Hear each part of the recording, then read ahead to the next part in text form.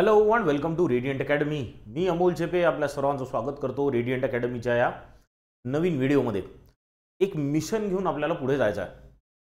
English तो मोठा killer subject असतो बऱ्याच विद्यार्थ्यांसाठी, कारण क्वांटिटेटिव्ह ॲप्टिट्यूड आणि रिझनिंगमध्ये दे ऑल डू वेल. सगळेच मोर ऑर लेस सारखे मार्क स्कोअर करून घेतात, पण जे इंग्लिशमध्ये जास्त स्कोअर करतात त्यांचं सिलेक्शन नक्की होतं. तर पुढच्या 6 महिन्यात आपण इतकी तयारी करायची इंग्लिशची, खूप जास्त वेळ द्यायचा नाही आहे. वेळ तितकाच द्यायचा आहे जेवढा आपण इतर विषयांना देतो है ना. म्हणजे इंग्लिशलाही तेवढाच वेळ द्यायचा आहे. असंही करून चालणार नाही की आपण दुर्लक्षच करतोय, की फक्त क्वांट रिझनिंग करायचं, इंग्लिशचं काय करायचं हे माहीत नाही, असं नको व्हायला. तर काय करायचं ते तर मी तुम्हाला सांगणारच आहे स्टेप बाय स्टेप. पण आपल्याला पुढच्या 6 महिन्यात त्या मिशनवर काम करायचं की नेक्स्ट 6 मंथमध्ये आपलं ऑफिसर लेव्हलची एक्झाममधलं मेन्सचं इंग्लिश सुद्धा व्यवस्थित सोडवता आलं पाहिजे, राईट. तर या उद्देशाने आपण बेसिकपासून तर पूर्ण हायर लेवलपर्यंत तयारी करणार आहे. मी जसं यूट्यूबवर तुमच्यासमोर हे लेक्चर्स आणत आहे, तसंच पूर्ण foundation course, recorded foundation course तुमच्यासाठी ॲपवर दिलेला आहे. त्या ॲपमध्ये जे लेक्चर्स आहेत त्याच्यात पूर्ण फाउंडेशन कोर्स म्हणजे बेसिक्स ऑफ ग्रामरपासून basics of reading comprehension, basics of cloze test, parajumble, sentence correction and improvement, हे सगळे विषय, डबल फिलर्स, हे सगळे विषय त्याच्यात व्यवस्थित बेसिक लेवलपासून एक्सप्लेन केलेले आहेत. तर जर तुम्हाला एकदम बेसिक्सपासून तयारी सुरू करायची असेल, this is the course for you. याची लिंक तुम्हाला व्हिडिओच्या खाली डिस्क्रिप्शनमध्ये मिळून जाईल. आणि जर तुम्हाला फीजमध्ये डिस्काउंट हवा असेल तर तुम्हाला हा कूपन कोड आहे RAC20, रेडियंट अमोल चेपे 20, RAC20. हा कूपन कोड जर टाकला तर you will get 20% of discount that course. Let us now start with the main thing. आज काय काय सॉल्व्ह करायचं आपल्याला बघू. आज आपल्याला PDF जी आली आहे, इंग्लिश इज फन नाव दिलं बा ना, भीती ठेवून काही होणार नाही आहे. Let us enjoy studying English, let us enjoy. चला, तर आज आपल्यासमोर काय आहे, चला तो we have a reading comprehension. आपल्यासमोर एक आज पॅसेज आहे and let us try and solve this passage. तर पॅसेज समोर आला आपल्या. तर याला 2 पद्धती आहे बघा. एक पद्धत जनरली मी जी सजेस्ट करतो सगळ्यांना, तुम्ही जर प्रिलिम्सचा पॅसेज सोडवला तर तुम्ही डायरेक्टली पॅसेज वाचून नंतरचे क्वेश्चन सॉल्व्ह करू शकता. मेन्स लेव्हलमध्ये कदाचित तुम्हाला क्वेश्चनच्या नोट्स काढणं गरजेचं पडू शकतं. दोन्ही मेथड्स आहेत. जी तुम्हाला सूट होईल ती मेथड वापरा. I am not suggesting any particular method.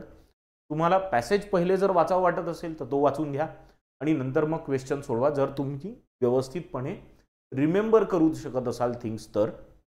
जर तुम्हाला असं वाटतं की मला विशेष लक्षात काही राहत नाही बाबा, तर मग तुम्ही क्वेश्चनच्या नोट्स काढून घ्या आधी आणि नंतर पॅसेज वाचायला जा. आज आपण पहिली मेथड वाचू जी आपण 10वी पासून वापरत आलो आहे. कुठली मेथड? की आपण पॅसेज पहिले वाचून घ्यायचा. ठीक आहे. तर we will first read the passage. हा पॅसेज आपल्या समोर आहे. तो let us start reading the passage first. ठीक आहे, सुरू करू. चलो. The urgency of sterilising stray dogs with the aim of eventually making our streets free of canine menace has been underscored for many years. तर बरेच शब्द आले तिथे नाही. काय म्हटलंय? The urgency in sterilising stray dogs. Sterilise करणे म्हणजे काय करणे? त्यांना न्यूट्रल करून टाकणे, बरोबर आहे. म्हणजे ते अजून ग्रोथ नाही करू शकले पाहिजे, म्हणजे त्यांना पिल्लं नाही झाले पाहिजे, अशा प्रकारची त्यांची व्यवस्था करून टाकणे. कोणाची? स्ट्रे डॉग्सची. स्ट्रे डॉग्सची म्हणजे हे जे बाहेर फिरणारे जे कुत्रे आहे, जे कोणाचे पेट नाही आहे, त्यांना म्हणतो आपण स्ट्रे डॉग्स, ज्यांच्या गळ्यात पट्टे नाही असे. ठीक आहे. तर the urgency of sterilising stray dogs म्हणजे त्या स्ट्रे डॉग्सला स्टरिलाइज करण्याची गरज आहे. With the aim of eventually, काय एम आहे याचं? Eventually making our streets free of canine menace. Canine म्हणजे डॉग्स, डॉग्सलाच कॅनाइन म्हणतात है ना. आणि मेनास म्हणजे यांच्यापासून होणारा जो त्रास आहे तो. तर यांच्यापासून होणारा जो त्रास आहे, जे स्ट्रीट डॉग्स असतात, जर हे खूप यांचं काय, जर हे यांची ग्रोथ खूप झाली, खूप मोठ्या प्रमाणात असले, तर आपण व्हिडिओज वगैरे पाहतो आजकाल टीव्हीवर, एकदम 15-15, 20-20 डॉग्स एकदम लहान मुलांना स्पेशली अटॅक करतात किंवा लेडीजला अटॅक करतात, त्या गोष्टी होतात. ते नाही व्हायला पाहिजे. याच्यासाठी त्यांची ग्रोथ कंट्रोल करण्याची गरज आहे. त्याच्यासाठी काय मेथड असते, स्टरिलाइज करण्याची मेथड असते. कोणाला, स्ट्रे डॉग्सला. तर एम काय याचं, what is the aim, making our streets free of canine menace. ठीक आहे. Has been underscored for many years. हा विचार तसा बरेच वर्षापासून चालला. Has been underscored for many years. Underscored म्हणजे विचारात आहे, विचाराधीन आहे, या सगळ्या गोष्टी किंवा याचं महत्त्व सगळेच जण समजतात. इव्हन ॲज केसेस, अंडरस्कोर्ड म्हणजे याचं उलट असं म्हणायला पाहिजे की जेवढं महत्त्व याचं आहे तेवढं महत्त्व याला दिल्या जात नाही, त्याचा अर्थ होईल underscored. Even as cases of rabies and severe injuries due to dog bites and the mauling of people by ferocious hounds have been spiralling. हे तेव्हा होत आहे, म्हणजे याच्याकडे दुर्लक्ष होत आहे. हे कधी होत आहे दुर्लक्ष, अशा केसमध्ये की जिथे cases of rabies and severe injuries, म्हणजे खूप साऱ्या ज्या इंजुरीज होतात ना डॉग्समुळे, due to dog bites and the mauling of people. Mauling म्हणजे सगळे हे डॉग्सनी असं घेरून अटॅक करणं, दॅट इज कॉल्ड मॉलिंग, है ना. तर and the mauling of people by ferocious hounds, attack करणे आणि चिरफाड करून टाकणे, लिटरली असं चावणे, तुकडा तोडणे, असं बाय फेरोशियस हाउंड. फेरोशियस म्हणजे डेंजरस, म्हणजे आपण त्याला काय म्हणू, खूप ज्याची भीती वाटते असे जे असतात त्यांना म्हणतो आपण फेरोशियस. आणि हाउंड्स, हाउंड्स हा जो विषय आहे ना, हाउंड्स पण कुत्र्यांनाच म्हणतात. बेसिकली पर्टिक्युलर टाईपच्या कुत्र्यांच्या जातींना हाउंड्स म्हणतात. तुम्ही काही कुत्र्यांच्या जाती ऐकल्या असतील, जसं मुधोळ हाउंड आहे, खूप फेमस हाउंडची म्हणजे डॉगची ब्रीड आहे. हाउंड्स हे कुत्र्यांसाठी आपण वापरतो. ठीक आहे. तर बघा इथे डॉग्स, एक लक्षात घ्या बघा, डॉग्स, कॅनाइन आणि हाउंड्स, तिन्ही गोष्टींचा अर्थ काय आहे शेवटी, we are talking about dogs only. पण 3 वाक्यांमध्ये 3 ठिकाणी डॉग्सला वेगवेगळ्या नावानी यूज केलेला आहे. ही गोष्ट तुम्ही जेव्हा वाचता तेव्हा एक गोष्ट याच्या मागे पण समजण्याचा प्रयत्न करा. पहा, डॉगसाठीच तुम्ही डॉग्सही वापरलं, कॅनाइनही वापरलं आणि हाउंड्स पण वापरलं. म्हणजे जेव्हा तुम्ही मेन्समध्ये एसे वगैरे लिहिणार असाल तर तेव्हा तुम्ही अशा प्रकारचे शब्द एकाच गोष्टीसाठी वापरू शकता, राईट. त्यांनी तुमचा एसे अजून फुलून येतो प्रॉपरली. ठीक आहे. तो ferocious hounds have been spiralling, बरोबर आहे. म्हणजे हा विषय ऑलरेडी खूप सिव्हिअर असताना हे सगळं अंडरस्कोर होता, म्हणजे जेवढं लक्ष द्यायला पाहिजे तेवढं दिल्या नाही जात आहे. Next, the WHO estimates are frightening. WHO आकडे तर फ्राइटनिंग आहे. काय म्हणण्याचं, at 18,000 to 20,000 a year, more than 1/3 of the global deaths by rabies take place in India. म्हणजे 18,000 ते 2,000 डेथ्स होऊन राहिल्या. कशा, म्हणजे त्याच्यापैकी मोर दॅन 1/3 ज्या ग्लोबल डेथ्स होऊन राहिल्या त्यांच्यापैकी 1/3 कशामुळे डेथ्स होत आहे, रेबीजमुळे. त्याच्यातल्या 1/3 कुठे होत आहे, फक्त भारतात होत आहे. त्याच्यात महत्त्वाचं, children under age of 15 are victims in 30 to 60% of the dog bite cases and deaths. आणि सगळ्यात महत्त्वाचं गोष्ट म्हणजे काय, 1/3 ग्लोबली जेवढ्या डॉग बाईट्स किंवा रेबीजमुळे डेथ्स होतात त्यातला 1/3 लोक भारतातले असतात.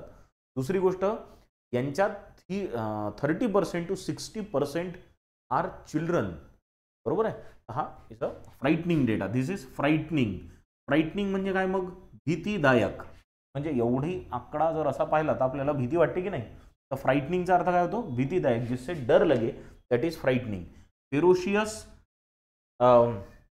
आपण तसाच आहे, ज्याची भीती वाटेल तो फेरोशियस असतो, है ना. खूप ॲग्रेसिव्ह वाला जो व्यक्ती असतो असा, त्याची भीती वाटते, dangerous dog, that is called ferocious. ठीक आहे. Next, the Punjab and Haryana high court pulling up the municipal corporation of Gurugram for its abysmal failure.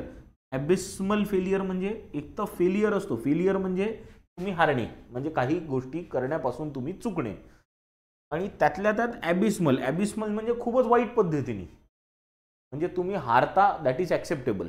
हार जीत होती रहती है, तुम काम करने जाओ नहीं होगा, हो सकता है ऐसा, है ना. पण ॲबिस्मल म्हणजे तुम्ही काही करतच नाही आहे म्हणून हारणे, बहुत बुरी तरह से हारना, बहुत बुरी तरह से पीटना, दॅट इज कॉल्ड ॲबिस्मल फेलियर. हा किती नवीन शब्द शिकत आहेत आपण. फ्राइटनिंग शिकले तुम्ही, ॲबिस्मल शिकले, है ना.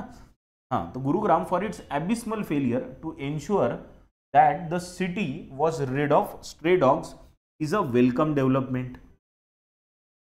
कोणती वेलकम डेव्हलपमेंट आहे, कोणती, की the Punjab and Haryana high court pulling up the municipal corporation. Pulling up the municipal corporation म्हणजे काय, की उनको डाटा, म्हणजे त्यांची विचारपूस केली, म्हणजे कोर्टात नाही का ते येतात कंप्लेंट घेऊन येतात, क्यों नहीं हुआ अभी तक, जसे तुमचे आई बाबा रागवतात, they are pulling you up, म्हणजे का नाही होत आहे अजूनपर्यंत तुमची परीक्षा का निघत नाही आहे, हे जे असं म्हणतात that is called pulling up, है ना. तो पंजाब और हरियाणा हाईकोर्ट ने पुलअप किया, किसको पुलअप किया, म्युनिसिपल कॉर्पोरेशन को. क्यों पुलअप किया, क्योंकि भाई तुम बहुत बुरी तरह से फेल हो रहे हो. किस चीज में फेल हो रहे हो, to ensure that city was rid of stray dogs, ये चीज में फेल हो रहे हो. और ये उनका डाटाना जो है म्युनिसिपल कॉर्पोरेशन को, दिस इज अ वेलकम डेव्हलपमेंट. ही एक चांगली गोष्ट आहे की ॲटलिस्ट कोर्ट तर लक्ष घालत आहे, कोर्ट तर त्यांना रागवत आहे. The high court was constrained to do so in view of municipal corporations lapses and inaction due to startling statistics. म्हणजे हायकोर्टला हे का करावं लागलं यांना हे का, कारण म्युनिसिपल कॉर्पोरेशनचे खूप सारे लॅप्सेस होते. आता लॅप्सेस म्हणजे काय, लॅप्सेस म्हणजे गॅप्स, म्हणजे काम करावं लागतं पण त्याच्यात काय आहे, गॅप्स आहे, ते व्यवस्थित जसं पाहिजे तसं होत नाही आहे. आणि इनॅक्शन म्हणजे जिथे ॲक्शन घ्यायला पाहिजे तिथे ॲक्शन घेत नाही आहे, दॅट इज कॉल्ड इनॅक्शन. तर आणि या दोन्ही गोष्टींचे काय आहे, स्टार्टलिंग स्टॅटिस्टिक्स आहे. स्टार्टलिंग स्टॅटिस्टिक्स म्हणजे असे स्टॅटिस्टिक्स जे तुम्हाला घाबरून सोडतील, जे तुम्हाला विचलित करू शकतात, असे म्हणजे भयंकर स्टॅटिस्टिक्स, असे स्टॅटिस्टिक्स आहे. Of the over 17,000 stray canines, आता स्ट्रे कॅनाइन्सचा अर्थ तुम्हाला कळतो, आणि किती म्हटलाय, 17,000 stray canines, only 60% are kept in infirmaries. 17,000 stray canines आहे म्हणतात, आणि त्याच्यापैकी इन्फर्मरीज म्हणजे जिथे कुत्र्यांना ठेवलं जातं, स्ट्रे डॉग्सला पकडून ठेवलं जातं, तिथे किती आहे, फक्त 60. Out of 17,000 60 are kept in infirmaries and the dog bite cases have been rising. आणि काय होत आहे, जे बाहेर आहे ते चावत आहे, जे dog bite cases are rising. Even pet dogs, pet dogs वरही आले. पहिले तर स्ट्रे डॉग्स होते, आता पेट डॉग्स पहा, स्ट्रे डॉग्स आणि pet dogs. Even pet dogs are a terror as many owners leave them in the open without a leash. काय म्हणत आहे, पेट डॉग्स पण टेरर झाले आजकाल. का टेरर झाले, कारण बरेचसे ओनर काय करतात, ते लीव देम सोडून देतात. कसं, leave them in the open, मोकळ्यात सोडून देतात, विदाउट अ लीश. लीश म्हणजे काय, लीश म्हणजे ती जी साखळी असते किंवा ती जी पट्टा असतो ना जो हातात असतो ओनरच्या, that is called as leash. बरोबर आहे. आता तुम्ही बरेचदा एक शब्द ऐकला असेल, अनलीश. अनलीश म्हणजे, लीश म्हणजे जसं म्हटलं साखळी किंवा दोरी ज्यांनी बांधून ठेवला जातो. अनलीश म्हणजे अशा बंधनातून मुक्त होणे. बरेचदा आपण म्हणतो अनलीश करा. अनलीश करा म्हणजे काय, मोकळं करून द्या, बंधनातून मोकळं करा, सोडा, दॅट इज अनलीशिंग, राईट. तर लीश वरूनच अनलीश हा शब्द सुद्धा आलाय. ठीक आहे. तो विदाउट अ लीश जे सोडून देतात ना असे मोकळे कुत्रे नाही, कुत्र्यांना मोकळं सोडून देतात, that is called pet dogs, पण ते टेरर करू शकतात. The high court bench had earlier banned ferocious pet dogs of 11 foreign breeds. हायकोर्टनी आधीच 11 फॉरेन ब्रीड्सच्या कुत्र्यांना बॅन केलाय. आता अजून एक काही दिवस आधी एक लिस्ट आली होती ज्याच्यात पिटबुल वगैरे सारखे कुत्र्यांना बॅन करण्यात आलाय भारतात, है ना, कारण त्यांच्यामुळे जे अटॅक्स होऊन राहिले बाकीच्या लोकांवर, दे आर ग्रुसम. तर 11 फॉरेन ब्रीड्सला काय केलं त्यांनी, बॅन ऑलरेडी केलं आहे. After one of them had claimed a life. त्यांच्यापैकी या 11 डॉग्सपैकी एकाने लाईफ घेतल्यानंतर असे 11 ब्रीड्सला, ॲग्रेसिव्ह जे फेरोशियस ब्रीड्स आहे यांना बॅन करण्यात आलं होतं. ठीक आहे. This potentially dangerous state of affairs is universal. हे जे आहे हे सगळीकडे जगभर आहे, हे युनिव्हर्सल विषय आहे हा. In February it came to light that despite 4 to 5 dog bite cases being reported daily. किती, 4 to 5 dog bite cases being reported daily. रोज 4-5 डॉग बाईट केसेस येत आहे. In Panchkula not a single stray canine had been sterilised in the previous 4, जे काही असेल ते पुढे आहे ना, पण 4-5 डॉग केसेस तुमच्याकडे ऑलरेडी येत आहे. असं असून तुम्ही मागच्या 4 वर्षात किंवा 4 महिन्यात जे काही असेल, तुम्ही एकही पंचकुलामध्ये तुम्ही एकही स्ट्रे कॅनाइनला काय नाही केलं आहे, स्टरिलाइज केलं नाही आहे. This is the inaction on the this is the inaction of what municipal corporation. ठीक आहे. आता आपण जाऊ पुढे, खालचं वाचू. आता खालचं ठीक आहे, आलं लक्षात. तो in February it came to light काय की हे जे 4-5 डॉग बाईट्स आहे हे असूनही मागच्या 4 मंथ्समध्ये एकही स्टरिलायझेशन झालं नाही आहे, स्टरिलाइज केला गेला नाही. द अलार्मिंग लेवल ऑफ मेनास, मेनास पुन्हा आला पहा, मेनास, मेनास म्हणजे त्रास, भयंकर लेवलचा त्रास. The alarming level of menace is evident in Mohali too, हे मोहालीमध्ये पण हाच विषय म्हणत आहे. Which witnessed 11,077 dog bite cases in 2022. 2022 मध्ये 11,000च्या वर डॉग बाईटच्या केसेस झाल्या. कुठे? मोहालीमध्ये. येट तरी पण no sterilisation drive has taken place since September 2021. पूर्ण 2022च्या वर्ष संपून गेला है ना, नंतरच डेटा येतो. 2022चा पूर्ण डेटा संपला म्हणजे 2023 मध्ये डेटा आला असेल. त्याच्यात म्हटलं की मागच्या वर्षी 11,077 डॉग बाईट केसेस झाल्या आणि तरी सप्टेंबर 2021 पासून एकही स्टरिलायझेशनची ड्राईव्ह करण्यात आलेली नाही आहे. This is what the author is saying. Parliament data, आता हा नॅशनल लेवलचा डेटा असू शकतो आहे ना, पार्लियामेंट मध्ये जो येणार आहे तो नॅशनल डेटा येईल. Parliament data reveals that India reported nearly 1.6 crore cases of stray dog bites. Stray डॉग्सच्या ओनरवाला विषय वेगळा आहे. स्ट्रे डॉग बाईट्स किती आहे? 1.6 crore stray dog bites between 2019 and 2022. म्हणजे 2019 नंतर 2020, 21, 22 या 3 वर्षात किती? 1.6 करोड डॉग बाईट केसेस याच पिरियडमध्ये आल्या. Right. While stray dogs need to be neutered on a war footing. आता पहा, इथे एक फ्रेज आली आहे, ऑन अ वॉर फुटिंग, आणि इथे एक शब्द आला न्यूटर्ड. न्यूटर्ड म्हणजे काय? सेम अर्थ आहे स्टरिलाइज्ड सारखा. आपण स्टरिलाइज पाहिलं ना कुठे? हां, हे स्टरिलाइज्ड. सेम अर्थ न्यूटर्डचा आहे ना, त्यांना स्टरिलाइज करणे किंवा न्यूट्रड करणे.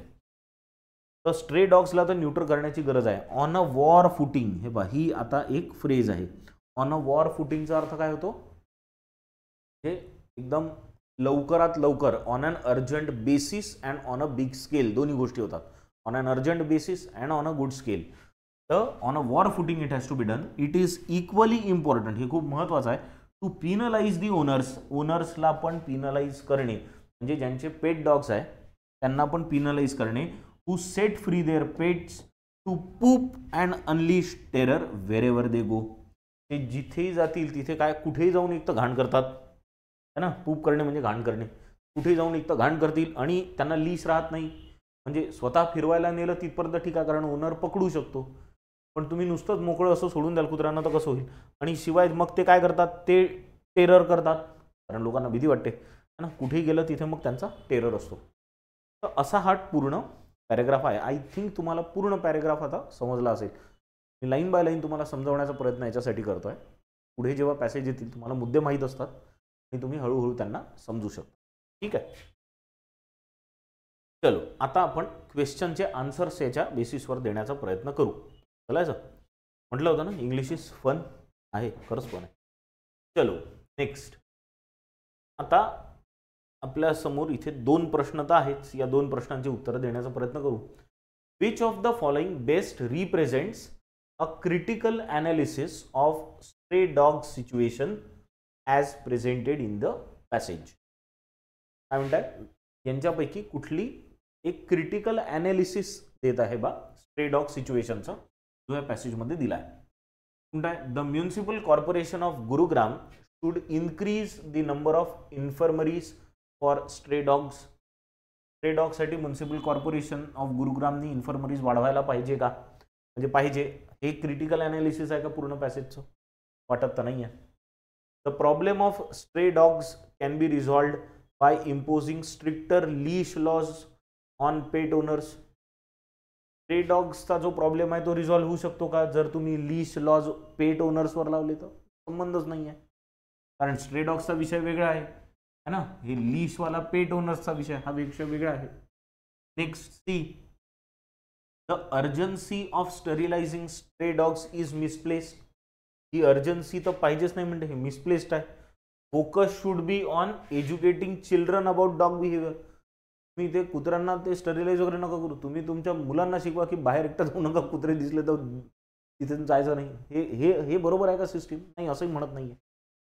डी मध्ये काय म्हणताय? The situation needs a comprehensive approach. Stray डॉगचा जो सिच्युएशन आहे सध्याची, याला सॉल्व्ह करण्यासाठी एक कम्प्रिहेन्सिव्ह अप्रोचची गरज आहे. कम्प्रिहेन्सिव्ह अप्रोच म्हणजे त्याच्यात कम्प्रिहेन्सिव्हचा अर्थ काय? कम्प्रिहेन्सिव्ह म्हणजे ऑल एनकम्पासिंग, सगळं मिळून, है ना, comprehensive approach. Involving sterilisation of stray dogs, हे तर पाहिजेच. प्रॉपर म्युन्सिपल मॅनेजमेंट, हे खूपच महत्त्वाचं आहे, म्युन्सिपल कॉर्पोरेशनचा विषय. अँड रिस्पॉन्सिबल पेट ओनरशिप, म्हणजे जे पेट आहे त्यांनी व्यवस्थित रिस्पॉन्सिबली वागायला पाहिजे, म्युन्सिपल कॉर्पोरेशननी त्यांचं काम करायला पाहिजे, आणि स्टरिलायझेशन ऑफ स्ट्रे डॉग्स व्हायला पाहिजे. तर धिस ऑप्शन लुक्स करेक्ट. बरोबर. Second, from the given passage which of the following can be inferred about the situation of stray dogs in India? काय तुम्ही इन्फर करू शकता या 4 स्टेटमेंट पैकी एक स्टेटमेंटनी काय इन्फर करू शकता? इन्फर करू शकता म्हणजे काय त्याच्यातनं तुम्ही समजू शकता? काय समजू शकता?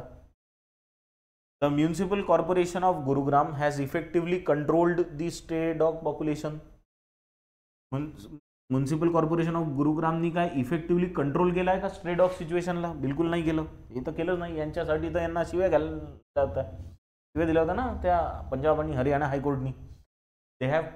ते pulled them up, pull up केलं, त्यांना पुलिंग अप हा फ्रेज आपण शिकलो होतो तेव्हा. Next, the sterilisation of stray dogs has been successful in eliminating the menace on the street. Stray डॉग्सचं स्टरिलायझेशनमुळे हा जो मेनास आहे, हा जो त्रास आहे, तो कमी झाला आहे स्ट्रीट्सवरचा? वाटत तर नाही आहे. Next, the number of stray dogs and the incidents of dog bites are significantly high in India. हां, हे तर लक्षात येत आहे की स्ट्रे डॉग्सचा नंबरही खूप जास्त आहे आणि incidents of dog bites are significantly high in India, हे वाटत आहे.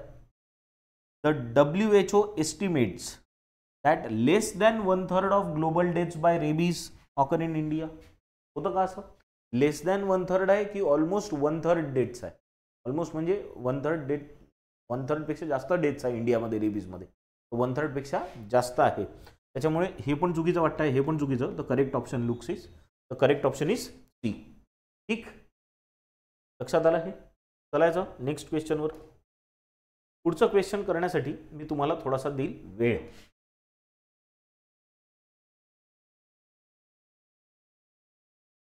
आणि पहिले तुम्ही त्याचा आन्सर फाइंड आउट करण्याचा प्रयत्न करा, मग मी मला उत्तर देतो. पहा, वाचा. According to passage which of the following is not true? Read the option. प्रयत्न करा स्वतः उत्तर द्यायचा पहिले.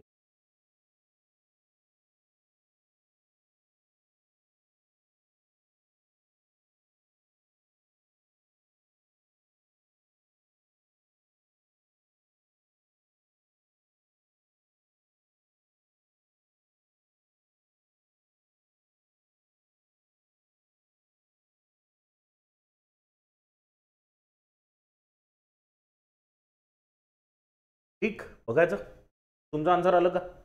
चला, आलं असेल तर व्यवस्थित तुमच्याजवळ ठेवा सध्या, कारण तुम्हाला सॉल्व्ह करायसाठी, एक लक्षात घ्या, तुम्हाला सॉल्व्ह करायसाठी मी शेवटी काही क्वेश्चन्स दिले आहे. ते क्वेश्चन्स तुम्हाला सॉल्व्ह करायचे आणि त्याचा आन्सर मला तुम्ही कमेंट बॉक्समध्ये द्यायचा आहे. प्रत्येकाने ही जबाबदारीने उत्तर, जेवढे लोक बघणार आहेत, ही जर बघत असाल तर तुम्हाला ही जबाबदारी घ्या, त्या प्रश्नांना तुम्ही अटेम्प्ट करा आणि ती उत्तरं कमेंट बॉक्समध्ये द्याल. ठीक आहे, I will reply to everyone. जर तुम्ही उत्तर दिलं तर आय विल रिप्लाय. ठीक. हां, the WHO estimates that more than 1/3 of the global deaths by rabies occur in India. It is true और it is false? It is true. बरोबर आहे. More than 1/3. मागच्या क्वेश्चनमध्ये लेस दॅन 1/3 होतं म्हणून ते चुकीचं होतं. इथे more than 1/3. This is true, है ना, हे ट्रू आहे. This is true. Children under age of 15 represent 30 to 60% of the dog bite cases and deaths. This is also true. The municipal corporation of Gurugram has successfully managed the stray dog problem in the city. केला आहे का successfully? नाही केला. This is false. हा false आहे. Some pet dog are problem because their owners let them loose without a leash. बिलकुल है ना, त्यांना ते चेन सोडून देतात, पट्टा सोडून देतात म्हणून प्रॉब्लेम आहे. ठीक आहे. Next, what is the tone of the passage. पॅसेजचा टोन तुम्हाला कसा वाटतो? कसा वाटतो? खूप ऑप्टिमिस्टिक वाटतो का? की ऑप्टिमिस्टिक म्हणजे आशावादी, की खूप मोठा बदल घडवून आणणार आहे असं वाटतोय? नाही ना. फ्रस्ट्रेटेड, खूप त्रासलेला आहे यार, काय चाललाय हे त्या टाईपचा, काय चाललाय हे, रस्त्यावरच्या कुत्र्यांना मॅनेजच नाही करू शकत आहे तुम्ही, फ्रस्ट्रेशन निघत आहे तिथे, हा टोन वाटतोय? की लाईट हार्टेड वाटतोय, हां काहीतरी चाललाय व्यवस्थित, छान, आनंदी आनंदी आनंदकडे असं चाललाय का? नाही, तसंही नाही आहे. एक्साइटेड, खूप उत्साह आहे काहीतरी करायचा, असं पण नाही आहे. कोणता वाटतो tone? The tone is frustrated, right. हा, हे बरोबर उत्तर आहे. ठीक आहे, चलायचं नेक्स्ट क्वेश्चनवर. नेक्स्ट आपण 6 आणि 7 आणि 8 तिन्ही एकाच ह्याच्यात करण्याचा प्रयत्न करू. चलो, काय म्हटलं 6 मध्ये? What is the main theme of the passage. What is the main theme? बघा बरं, काही जमतं का? The need for sterilisation of stray dogs to curb the menace. Sterilisation of stray dogs to curb the menace. Menace म्हणजे त्रास, आपण बघितलं. स्टरिलायझेशन करणं गरजेचं आहे ना, हे स्ट्रे डॉग्सचा त्रास कमी करण्यासाठी. हीच तर थीम वाटते. भाऊ पण पुढचे options. Adoption of pets in India, हा तर नक्कीच नाही आहे. The proliferation of foreign breeds dogs in India, हा पण विषय नाही आहे. The daily life in India cities, हाही विषय नाही आहे. तो व्हॉट आन्सर इज ए. ठीक आहे. नेक्स्ट, आता विषय आपला आहे कोणता? व्होकॅब्युलरीवाला. आता व्होकॅब्युलरीचा विषय असा असू शकतो, म्हणजे जे वर्ड्स मला दिसतात ते फेरोशियस आहे आणि मेनास आहे. दोन्ही शब्दांचे अर्थ मी तुम्हाला ऑलरेडी सांगितले आहे. या दोन्ही शब्दांचे अर्थ तुम्हाला सांगितले आहे. ठीक आहे. बघा मग काय आहे. फेरोशियस म्हणजे काय असू शकतो? म्हटलं होतं खूप रागीट असा, की ज्याची भीती वाटू शकते. खूप रागीट, एकदम असा अंगावर येणारा, दॅट इज कॉल्ड फेरोशियस. तर मग कुठला होईल तो? ॲग्रेसिव्ह, डोसाईल, फ्रेंडली की सबमिसिव्ह? कुठला होऊ शकतो? ॲग्रेसिव्ह. फेरोशियस म्हणजे ॲग्रेसिव्ह, अंगावर येणारा. आणि मेनास म्हणजे जसं मी म्हटलं त्रास आहे ना. तर हे बघ, इथे म्हटलं होतं विच वर्ड कॅन रिप्लेस, म्हणजे तुम्हाला इथे सिनोनिमच पाहिजे होता है ना, सिनोनिम पाहिजे होता. इथे तुम्हाला अँटोनिम पाहिजे. मेनास म्हणजे त्रास. आता त्रासचा अँटोनिम काय होऊ शकतो? त्रासचा अँटोनिम काय होऊ शकतो? अश्युरन्स. इथे काही त्रास नाही आहे, तुम्ही अश्युअर्ड आहे, काही होणार नाही, रिलॅक्स्ड आहे. अश्युअर्ड. अश्युरन्स म्हणजे काय? तुम्हाला होणारच आहे गोष्ट, निश्चिंत आहे, दॅट इज अश्युरन्स है ना. मेनास म्हणजे त्रास, नेहमी कंटिन्युअस भीती असणे, की हे होऊ शकतं, ते होऊ शकतं, दॅट इज मेनास. ठीक आहे, आलं लक्षात? हे 8 क्वेश्चन्सचा हा पॅसेज होता. सिम्पल लेवलचा पॅसेज आहे, खूप जास्त डोकेदुखी नाही आहे. पण तरी we are starting right from basic level. पुढचे 6 महिने आहे, या 6 महिन्यांमध्ये आपल्याला मिशन मोडवर इंग्लिशला इम्प्रूव्ह करायचं. ठीक. चलो नेक्स्ट. एक काम देऊ का तुम्हाला छोटंसं, कराल का? पहा, शेवटी 2 क्वेश्चन तर मी तुम्हाला दिले आहे, म्हणजे ते 2-3 क्वेश्चन आहे छोटे छोटे, जे तुम्हाला अटेम्प्ट करायचे आहे. याच्या व्यतिरिक्त एक छोटीशी ॲक्टिव्हिटी तुम्हाला देतो. इथे 2 वर्ड्स जे हे दिसले, एक आहे फेरोशियस आणि दुसरा आहे मेनास. तुम्हाला एक छोटीशी ॲक्टिव्हिटी, चुकले उत्तर तरी चालेल, पण फेरोशियस हा शब्द वापरून एक वाक्य बनवा, किंवा मेनास हा जो वर्ड आहे तो वापरून एक वाक्य बनवा आणि ते कमेंट बॉक्समध्ये टाका. ठीक आहे ना. 1 sentence using ferocious and 1 sentence using menace. करू शकाल का? मला माहिती आहे तुम्ही करू शकता. चुकलं तर चालेल, पण पहिले उत्तर टाकण्याची सवय लावा. मी त्याच्यावर ते बरोबर आहे की चूक आहे हे काही म्हणणार नाही, पण तुम्ही ते बस टाका. त्यांनी कॉन्फिडन्स वाढेल तुम्हाला, की आपण काहीतरी करतोय है ना. करणं सुरू करा, त्यांनीच फरक पडणार आहे. चलो नेक्स्ट. आता काय आपल्याकडे? चला, आता एरर स्पॉटिंगवाला वाटतं, म्हणजे एरर स्पॉटिंगचेच क्वेश्चन्स आहेत. काल आपण अशाच या एरर स्पॉटिंगचे काही क्वेश्चन्स बघितले होते. आज या एरर स्पॉटिंगचेच अजून काही क्वेश्चन्स आज आपण बघू. ठीक आहे. चला, पहिलं काय म्हटलंय? We had a long discussion at a cup of coffee. We had a long discussion at a cup of coffee म्हटलंय. आता तुम्हाला जर एक मागच्या इलेक्शनच्या वेळेस तुम्हाला आठवत असेल, चाय पे चर्चा हा विषय प्रसिद्ध झाला होता, चाय पे चर्चा आहे ना, आता आहे विषय चाय पे चर्चा. तशी डिस्कशन म्हणजे काय, चर्चा. तर हे लोक जरा चहावर करत नाही, कॉफीवर करत असतील, कॉफी पे चर्चा. इंग्लिशमध्ये we talk over cup of coffee है ना, we don't talk at a cup of coffee but we talk over a cup of coffee. चाय पे चर्चा, असं पे सारखा ओव्हर. मतलब तर at a cup of coffee वाला विषय गडबड आहे, म्हणजे तुमचं पर सी मध्ये हे तुमचं इनकरेक्ट आहे, तिथे over a cup of coffee पाहिजे. ठीक आहे. नेक्स्ट सेकंड तर तुम्ही वाचल्याच सांगू शकता. तुम्ही पहिले सांगा बरं सेकंडचं काय आहे. हां, तुमच्या बुकमध्ये लिहून घ्या काय असायला पाहिजे. The both children go to the same school. नाही. द बोथ चिल्ड्रन होत असतं का, नाही. काय होत असतं, बोथ द चिल्ड्रन. काय होत असतं, बोथ द चिल्ड्रन. ठीक आहे. तर हे द बोथ चिल्ड्रन नाही होत, बोथ द चिल्ड्रन होतं. द बोथ मध्ये गडबड आहे, बोथ द असं पाहिजे.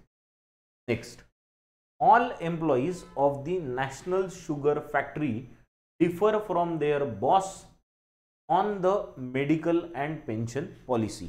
पहा, वाचून घ्या एकदा, मोठं वाक्य आहे जरा. All employees of the national sugar factory differ from their boss. Differ, we don't differ from someone, we differ with someone. We have a difference with someone, है ना. डिफरन्स विथ हे कोणा व्यक्तीसोबत जर असेल तर, कारण व्यक्तीसोबत आहे म्हणून इथे विथ देअर बॉस पाहिजे, फ्रॉम देअर बॉस नको. हे फ्रॉम देअर बॉस मध्ये गडबड आहे. ठीक आहे. तर हा विषय गडबडेल इथे. We differ with someone. लक्षात आलं का. प्रिपोजिशन असेच लक्षात ठेवावं लागणार आहे तुम्हाला, कारण प्रिपोजिशनसाठी नियम नसतात. तो वी डिफर विथ समवन, बरोबर आहे. ठीक आहे. नेक्स्ट, आणि दुसरं गोष्ट म्हणजे डिफरन्स जेव्हा वापरतो तेव्हा डिफरन्स बिटवीन असतो. मग तो difference between this and that अशा दोन गोष्टी असल्या. पण तुमचे जेव्हा मतभिन्नता असते तेव्हा तुम्ही काय म्हणतात, आय डिफर विथ हिम, तो त्या व्यक्तीसोबत असा विषय आहे. Next, he behaves in a such a cordial manner that everyone admires her. He behaves in a such लगायला पाहिजे का, नाही. in such a cordial manner हे बरोबर आहे, दिस इज राईट. हा अ जो आहे ना हा नाही पाहिजे इथे. तो हा इन अ सच वाला जो विषय असेल, इन अ सच कुठल्या विषयात दिलाय बघा बरं. इन अ सच, इन अ नको, हा विषय चुकीचा वाटतो इथे. हा अ नको म्हणून हा पार्ट चुकीचा आहे, समजलं. Next, the famous author and actor are being honoured at a function today. हा महत्वाचा क्वेश्चन आहे. The famous author and actor are being honoured at a function today. पहिले तर मला सांगा किती लोक आहे इथे. ऑथर अँड ॲक्टर हे दोघं आहे की हा एकच व्यक्ती आहे. This is only one sentence, sorry, this is only one person. तो ऑथर आणि ॲक्टर एकच व्यक्ती आहे. आणि हे कुठून कळतं, कारण दोघांना मिळून एकच आर्टिकल लागला आहे, द. समजलं. जर हे दोघं वेगवेगळे असते तर आपण the famous author and the actor असं लावलं असतं. त्या केसमध्ये मग आरच्या ऐवजी आपण इज असा वापरला असता. सॉरी, त्या केसमध्ये आर हा बरोबर असता, है ना, कारण मग दोन व्यक्ती असते. The famous author and the actor हा विषय आपण प्रोनाऊनच्या चॅप्टरमध्ये डिटेलमध्ये शिकतो, है ना. सब्जेक्ट वर्ब ॲग्रीमेंट बघताना हा वर्बच्या चॅप्टरमध्ये पण आपण डिटेलमध्ये शिकतो. त्या ज्या कोर्समध्ये शिकतो त्या कोर्सची लिंक तुम्हाला डिस्क्रिप्शनमध्ये मिळेल. हे मध्ये मध्ये सांगत राहावं लागतं. ठीक आहे. तर किती लोक आहे मग इथे. The famous author and the actor आहे का, नाही आहे हा द. त्याच्यामुळे हे दोघं मिळून एकच व्यक्ती आहे, वन पर्सन. आणि जर हा सिंग्युलर आहे तर मग इथे आर चुकीचा होईल. Are is wrong. काय पाहिजे इथे, इज पाहिजे.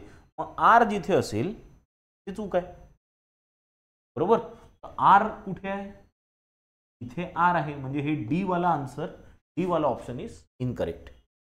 समझा यहाँ तक, इथपर्यंत क्लियर आहे? चलायचं पुढे, नेक्स्ट। चलो नेक्स्ट, अभी हे से 10, अच्छा 10 आहे आपल्याकडे, आपण 6 पासून 10 पर्यंत जाऊ। 6, he married with a rich heiress last year. Rich heiress, heir है ना, IR, त्याच्यामुळे याला ES लावायची गरज नाही। दिस इज दी रॉंग है ना। एअर, एअरच म्हणतात त्याला है ना। एअर म्हणजे काय? वंशज, वंशज म्हणजे नवीन नंतरची जी पिढी असते ना, वंशज ते। नेक्स्ट, आपला काय मराठीतले शब्द आठवायला थोडासा त्रास होतो कधी कधी, म्हणून सांगतो आपल्या पुढे जो येणार आहे नंतर आपला, त्याला वंशज नाही म्हणत, हो आपला वंश पुढचा असतो त्याला म्हणतात एअर। तर ते एअरच असतो, तो मुलगा असो मुलगी असो, एअरेस नसते। मुलगा मुलगी आहे म्हणून एअरेस केला असं नसतो। Next 7th, the present what I buy for you yesterday. गडबड झाली, वाचता वाचताच गडबड झाली। काय गडबड झाली? वाचता वाचताच ते गडबड लक्षात आली। काय लक्षात आली? आय आणि buy this is present tense, म्हणजे आय हा प्रेझेंट टेन्स नाही पण बाय हा प्रेझेंट टेन्स आहे, आणि इथे वापरला येस्टरडे। आता येस्टरडेची गोष्ट तुम्ही प्रेझेंटमध्ये सांगणार आहे का? नक्कीच नाही।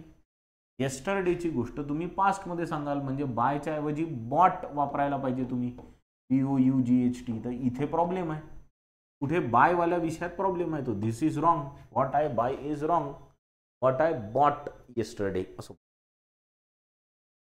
Next 8, we had to decline several orders in case that the production was held up due to labor strike. In case मध्ये गडबड आहे पहा, इथे काय म्हटलंय? we had to decline several orders, आम्हाला बरेचसे ऑर्डर्स डिक्लाइन करावे लागले। कारण काय? The production was held up due to labour strike, खूप सारे ऑर्डर डिक्लाइन करावे लागले कारण प्रोडक्शन हेल्ड अप होतं, म्हणजे प्रोडक्शन थांबून होतं बा, प्रोडक्शन होत नव्हतं म्हणून बरेचसे ऑर्डर काय करावे लागले? डिक्लाइन। म्हणून म्हणजे बिकॉज ऑफ वगैरे असं काहीतरी पाहिजे। इन केस दॅट हे गडबड वाटतंय, हे कंजंक्शन आहे ना, हे बिकॉज वगैरे असं काहीतरी पाहिजे। तर हे बिकॉज असलं इथे तर चालू शकतं। We had to decline several orders because the production was held up due to labour strike. तर हे इथे बिकॉज पाहिजे, म्हणजे तो इन दॅट केस वाला जो पार्ट आहे, in case that, so in that case नाही, in case that, this is incorrect, इथे गडबड आहे। Next, cyclone Idai killed at least 157 people in Zimbabwe and Mozambique, although it tore across southern Africa. Although चा अर्थ काय असतो? although म्हणजे जरी। सायक्लॉन इदाईने 150च्या वर लोकांना झिम्बाब्वे आणि मोझाम्बिक मध्ये किल केलं असं म्हणत आहे।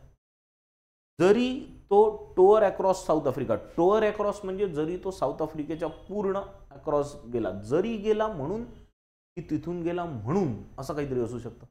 तर हे ऑल्दो वाल्या पार्ट मध्ये काय लागू शकतं? आपल्याला गडबड वाटते। ऑल्दो नाही पाहिजे, इथे दुसरा कंजंक्शन लागेल कुठला, because it tore across South Africa and it tore across South Africa असं काहीतरी पाहिजे। तर हे तर ऑल्दोचा विषय नाही होणार।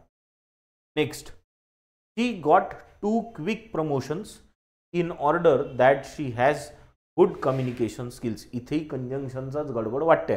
बघा तुम्ही वाचून पहा, तुम्हाला अर्थ लागणार नाही। काय म्हटलंय? she got 2 promotions, का पुढे का? in order that मध्ये गडबड आहे थोडीशी। she has good communication skills, because she has good communication skills है ना। तिला 2 क्विक प्रमोशन्स का मिळाले? Because she has good communication skills. In order that म्हणू का आपण इथे? नाही। हा इन ऑर्डर दॅट कुठे आहे? या पार्ट मध्ये एरर आहे, टी वाल्या पार्ट मध्ये एरर आहे, राईट। तर हे 8, 9 आणि 10 इथे कंजंक्शन्स तर चुकीचे दिले आहे बाबा। हे कंजंक्शन्स आपल्याला बदलले तर वाक्यांना काहीतरी अर्थ लागेल, अदरवाईज अर्थ लागत नाही आहे। ठीक आहे, चलायचं। तुमच्यासाठी मी काही क्वेश्चन्स ठेवले आहे सगळ्यात शेवटी। एक आता आपण ही क्लोज टेस्ट सॉल्व करू, ठीक आहे। त्याला मोठी आहे क्लोज टेस्ट, पहिलीच ब्लँक इथे होईल. तर बघू ते कसं होतं. ठीक आहे, let us first read. Tweaking guidelines for television channels operating in India. Tweaking म्हणजे गाईडलाईन्सला थोडंसं बदलणे, त्याच्यात काहीतरी चेंजेस करणे. पहा, नवीन शब्द आहे हा. ट्विकिंग म्हणजे चेंजेस करणे है ना, बदलणे, चेंजेस करणे किंवा बदलणे, थोडेफार स्मॉल चेंजेस करणे, त्याला म्हणतात ट्विकिंग. ठीक आहे. तर tweaking guidelines for television channels operating in India. The union cabinet has laid down some norms on content as well. Union कॅबिनेटनी कंटेंटवर काही नॉर्म्स ठेवले आहे, म्हणजे काही म्हटलं आहे की हे कंटेंट असंच पाहिजे तसंच पाहिजे असं काही म्हटलं आहे. In the time of polarising opinions. Polarising म्हणजे शब्द येतो पोलर पासून. पोलर म्हणजे काय? पोलर म्हणजे काय? पोल्स हा शब्द ऐकला ना, पोल्स. पोल्स म्हणजे अर्थचे दोन pole, north pole, south pole. तर हे विरुद्ध असतात. तर पोल्स अपोजिट्स असतात है ना. तर पोलराइज म्हणजे कसे ओपिनियन, जे अपोजिंग ओपिनियन्स आहे, बरोबर आहे. Opposite opinions are called polarising opinion. ज्यांनी वाद होऊ शकतो, विरोध होऊ शकतो, दूर होऊ शकतात लोक, that is called polarising. Heated debates, खूप हीटेड व्हायला लागल्या. Narrow targeting of ideas on television. It said wherever applicable the channels would have to broadcast content on themes of national importance. चॅनल्सला जिथे वेळ मिळेल तिथे त्यांनी नॅशनल इम्पॉर्टन्सच्या थीमवर काहीतरी ब्रॉडकास्ट करायला पाहिजे. And socially relevant issues for at least 30 minutes a day. कमीत कमी अर्ध्या तासासाठी तरी बाबा नॅशनल इम्पॉर्टन्स आणि सोशल इश्यूज दाखवा. नुसतीच चर्चा नका करत बसू टीव्हीवर. The guidelines for uplinking and downlinking of satellite television channels in India 2022 हे नाव आहे त्याचं. Point out that airwaves and frequencies are public property. ज्याच्यावर हे सॅटेलाइट चॅनल्स चालतात ती कोणाची प्रॉपर्टी आहे? That is a public property. बरोबर आहे. फ्रिक्वेन्सी ही पब्लिक प्रॉपर्टी आहे, म्हणूनच तर त्याला सरकार विकते ना. And need to be utilised in the best interest of the society. सोसायटीच्या बेस्ट इंटरेस्ट, सोसायटीच्या फायद्यासाठीच त्याचा वापर व्हायला पाहिजे, सोसायटीत भांडणं लावायसाठी नाही. A company with permission to operate in India blank foreign channels will have to air content in the service of public. आता काय म्हटलंय? A company with permissions to operate in India blank foreign channels will have to air content in the service of the public. आता मला हे सगळं erase करून खाली options बघायला जावं लागणार आहे. ठीक आहे. म्हणजे काय? फॉरेन कंपनीजच्या व्यतिरिक्त वगैरे असा विषय असू शकतो. तर व्यतिरिक्तसाठी आपल्याकडे कोणते ऑप्शन्स आहेत? हिअरिंग फॉरेन की बिअरिंग, बारिंग की बार्गेनिंग? बापरे. हिअरिंग, बिअरिंग, बारिंग की बार्गेनिंग? हिअरिंग म्हणजे ऐकून घेणे, ऐकणे. बिअरिंग म्हणजे एखादी गोष्ट बिअर करणे, म्हणजे बिअरिंग म्हणजे आपल्या जवळ असणे, दॅट इज कॉल्ड बिअरिंग. बारिंग म्हणजे च्या व्यतिरिक्त, त्याला सोडून, त्याला वगळून. बार्गेनिंग म्हणजे मोलभाव करणे, दॅट इज बार्गेनिंग. इथे कुठला शब्द बसताना वाटतोय? A company with permission to operate in India barring foreign channels, हे जास्ती बरोबर. बारिंग म्हणजे फॉरेन चॅनल्सला वगळून काय करू शकतात? Will have to air content in the service of public. Foreign चॅनल्सला वगळून जे काही भारतात काम करणारे इंडियन चॅनल्स आहेत त्यांना सर्व्हिस ऑफ द पब्लिकसाठी करावं लागेल. फॉरेन चॅनल्स प्रॉफिटसाठी करतात, पण तुम्ही प्रॉफिटसाठी करा आणि पब्लिक सर्व्हिससाठी करा, दोनों चीज जरूरी आहे. द थीम्स, तर तिथे बारिंग येईल. The themes that have been picked out include education, spread of literacy, agriculture. आता बरंच आहे मध्ये, फास्ट वाचून घेऊ, पटपट वाचू, कारण आपल्याला मुख्य इथे जायचं आहे, तरी टोन माहीत असायला पाहिजे पॅसेजचा. The themes that have been picked out include education. Themes ज्या आहे त्या कोणत्या कोणत्या? एज्युकेशनची आहे, spread of literacy, agriculture and rural development या विषयावर तुम्ही माहिती द्या. हेल्थ अँड फॅमिली वेलफेअरवर सांगा, सायन्स अँड टेक्नॉलॉजीवर सांगा, welfare of women and weaker section of सोसायटीवर माहिती द्या, protection of environment and of culture heritage and national integration. National integration म्हणजे सगळ्यांना एकत्र आणा, एक करा, त्याला म्हणतात नॅशनल इंटिग्रेशन. या सगळ्या विषयांवर माहिती द्या. हे सगळे टॉपिक्स त्यांना दिले आहेत, तुम्ही याच्यावर कार्यक्रम करावा. These are subjects on which a lot more awareness is necessary. या विषयांवर तर खरोखर अवेअरनेसची गरज आहे. According to a FICCI EY report, FICCI EYचा काहीतरी रिपोर्ट आहे, त्याच्यानुसार काय? With television subscriptions estimated to add another 42 million bye 2025. 2025 पर्यंत किती मिलियन अजून सबस्क्रिप्शन्स वाढणार आहे? 42 मिलियन सबस्क्रिप्शन वाढणार आहे असं म्हणत आहे.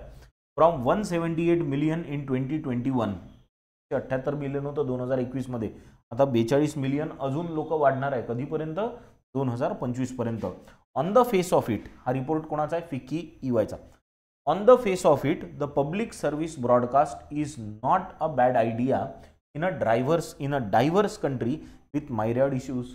खूप सारे मुद्दे आहे, तर तुमच्याकडे हे पब्लिक सर्व्हिसवाल्या गोष्टी ब्रॉडकास्ट करणे काही वाईट गोष्ट नाही आहे. The good blank however comes with a blank. आता इथे महत्त्वाचा शब्द आहे हाऊएव्हर. हा शब्द इथे खूप महत्त्वाचा. हाऊएव्हर, आता हाऊएव्हर आला याचा अर्थ काय की इकडे आणि त्याच्यानंतर इकडे अपोजिट्स राहणार आहे. हाऊएव्हरच्या इकडे अपोजिट, हाऊएव्हरच्या तिकडे अपोजिट. म्हणजे द गुड काहीतरी चांगलं, तर दुसरा ऑप्शन काहीतरी वाईट किंवा काहीतरी निगेटिव्ह अशा अर्थाचा असेल. मग काय? द गुड काय आणि बॅड काय याचे ऑप्शन्स आपल्याला खाली बघावे लागतील. ऑप्शन्स जरा यावेळेस झाले दूर. द गुड काय, हाऊएव्हर एकदा वाचून, हाऊएव्हर कम्स विथ अ ब्लँक. चांगली गोष्ट कम्स विथ समथिंग, बरोबर आहे. चांगली गोष्ट कम्स विथ समथिंग. चांगलं काय? चांगलं एक्सटेंट, चांगलं मेंटेन, चांगलं इनोसंट की चांगलं इंटेंट. चांगलं जर म्हणत आहे तर नाऊनच असायला पाहिजे. आणि याच्यातला कुठला शब्द नाऊन आहे? एक्सटेंट आणि इंटेंट नाऊन आहे, पण इंटेंटचा अर्थ आहे तुम्हाला काही चांगलं करायचं आहे तर त्याची तुमची चांगला इंटेंट आहे, चांगली करायची इच्छा आहे, तर तिथे इंटेंट हा शब्द जास्त प्रॉपर बसतो. पण हे जे चांगलं इंटेंट असतं, it comes with something. It comes with what? Stipulation, caveat, proviso की समन. It comes with caveat. It comes with caveat. Caveat म्हणजे काय? Caveat means it comes with certain kind of a warning. चांगली गोष्ट तर आहे पण त्याच्यातही एक काय आहे? वॉर्निंग आहे की बाबा सांभाळून, बरोबर आहे, पुढे जा पण सांभाळून. That is called warning. ठीक आहे, चलो नेक्स्ट. तर इथे पाहिजे कॅविट, इथे पाहिजे intent. Next, the guidelines say the central government may from time to time issue a general blank to the channels. अधूनमधून सेंट्रल गव्हर्नमेंट काय इश्यू करेल? एक जनरल ब्लँक इश्यू करेल चॅनल्ससाठी. जनरल काय इश्यू करेल बाबा? ॲडवायझरी, कन्सल्टेटिव्ह, इन्फॉर्मेटिव्ह की कॉशनरी. याच्यात काय इश्यू करेल म्हणजे तुम्हाला नाऊनच पाहिजे. आता इन्फॉर्मेटिव्ह हा ॲडजेक्टिव्ह झाला, TIV लागले म्हणजे हाही ऑब्जेक्टिव्ह झाला. आता कॉशनरी आपण ॲडजेक्टिव्ह आहे, कॉशनरी नाऊन म्हणून वापरता येतो. Advisory is a compulsory noun, तर ॲडवायझरी तिथे लागू शकतं, बरोबर आहे. चलो नेक्स्ट, इथे काय लागू शकतं? ॲडवायझरी इथे. नेक्स्ट म्हणजे ॲडवायझरी म्हणजे काय? सरकार ॲडवायझरी इश्यू करते, याचा अर्थ काय होतो? सरकार ॲडवायझरी इश्यू करते म्हणजे सरकार सांगते की तुम्ही हे असं असं करायला पाहिजे. That is called an advisory. Advise करते, इथून शब्द आलाय. Next, though the government has left it to the channels to appropriately modulate their content. सरकारने ॲक्च्युली खरं तर हे चॅनल्सवरच सोडून दिला की तुम्ही कसं मॉडरेट करायचं, कसं मॉड्युलेट करायचं. Appropriately modulate their content to fulfil the obligation. It stated intention to step blank as and when required. पण तरी सरकारचं म्हणणं पाय तुम्ही करा तुमचं मॅनेज कसं करायचं ते, पण गडबड केली तर आम्ही मध्ये येऊ शकतो. हम है बाबा, हम आएंगे. तो ये सरकार बोल रही. तो सरकार अगर आने का इंटेंशन है तो आना, इसके लिए कौन सा वर्ड हो सकता है? Step out, step over, step up की स्टेप इन. स्टेप आउट म्हणजे बाहेर पडणे, स्टेप ओव्हर म्हणजे कशावर तरी जाणे, स्टेप अप म्हणजे लेव्हल वाढवणे, स्टेप इन म्हणजे मध्ये मध्ये करणे किंवा मध्ये येणे. किंवा स्टेप इनचा चांगला अर्थही होतो की वाद काही चाललाय तर तुम्ही स्टेप इन केलं आणि तो मिटवण्याचा प्रयत्न केला, तुम्ही मध्यस्थी केली असाही अर्थाने वापरतो. Step in can be of good and bad, दोन्ही अर्थाने. ठीक आहे, तो this is what I had for you to teach. आता तुमच्यासाठी मी 3 क्वेश्चन्स काढले आहेत आणि या 3 क्वेश्चन्ससाठी तुमच्यासाठी phrasal verbs. Phrasal verbs, phrasal verbs काय असतात हे आपण व्हर्बच्या चॅप्टरमध्ये डिटेलमध्ये बघतो. व्हर्बमध्ये बघतो, व्हॉइसमध्ये आपण बघतो. कुठे बघतो? तो फाउंडेशनचा जो कोर्स ज्याची ॲड मी तुम्हाला अगदी पहिले दाखवली त्याचं लिंक तुम्हाला डिस्क्रिप्शनमध्ये दिली आहे, त्याच्यात तुम्हाला ते सगळे चॅप्टर्स बघायला मिळतीलच. हां, तर तिथे जे आपण हे सगळे फ्रेझल वर्ड्स बघतो आणि हे फ्रेझल वर्ड्स तुम्ही रेग्युलर इंग्लिशमध्ये वापरतात. तर 3 प्रश्न आहे तुमच्यासाठी आज. या 3 प्रश्नांचा तुम्ही बघून घ्या. या 3 प्रश्नांचे उत्तरं तुम्हाला कमेंटमध्ये देणे आहेत.